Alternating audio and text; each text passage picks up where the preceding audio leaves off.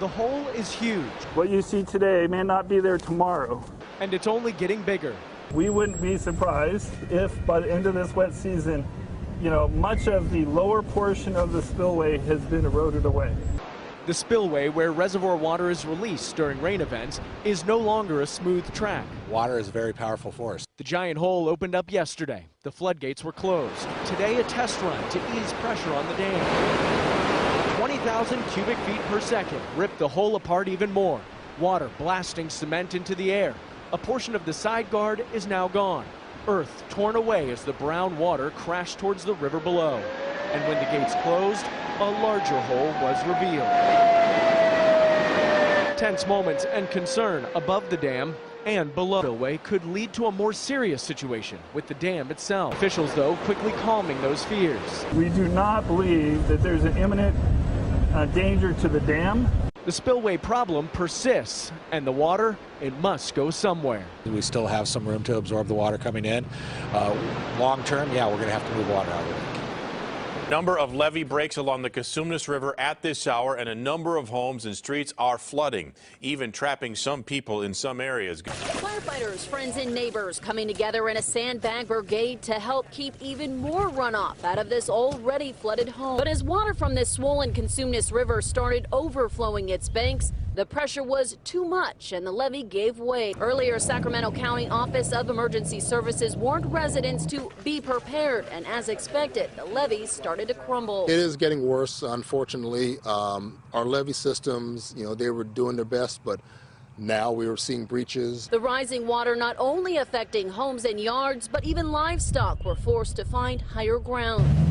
For many who've been around for decades, they know the river's power, but were banking the levees would hold. We're hoping that the amount of water that is escaping will go into the farmlands, but we're finding that there are some situations where homes may be possibly impacted by this. Officials say it's a waiting game to see just how much water will flow and where. We knew the water was coming and that it was going to end up here.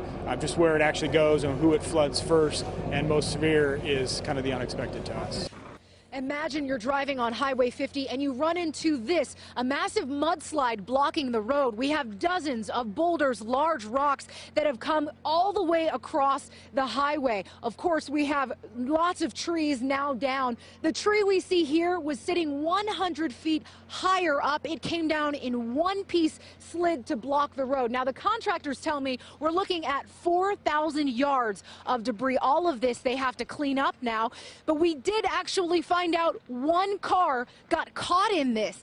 That red car over there was a couple with their dog heading to Tahoe. This caught them by surprise. Luckily, all of them are okay. Now, as far as the cleanup, we've seen the first equipment arrive to tackle this mess. They say it's going to take 24 to 36 hours at best to get this entire highway cleaned. What a difference a day makes. The amount of water flowing into Lake Oroville dropped from 190,000 cubic feet per second to 130,000 in less than 15 hours. A beautiful sunny day without rain allowed that to happen. There was a strong possibility that the water would have come over the top of the emergency spillway, that slope of land next to the controlled spillway. And that's the way this dam was designed. As part of that contingency plan, DWR cleared much of the trees and brush from the emergency spillway. That will reduce the amount of debris that would end up in the lake below and float into the Feather River. Also, they were able to reduce water releases overnight from 65,000 cubic feet per second to 55. The controlled spillway suffered massive erosion, a hole nearly the size of a football field. That sent water off its man-made path, taking land and trees with it. The downstream effects of that turned the Feather River into a mud bath. In downtown Oroville, the Department of Fish and Wildlife moved about 4 million small salmon and steelhead from the Feather River fish hatchery to keep them alive. And is not in jeopardy in any way from this event.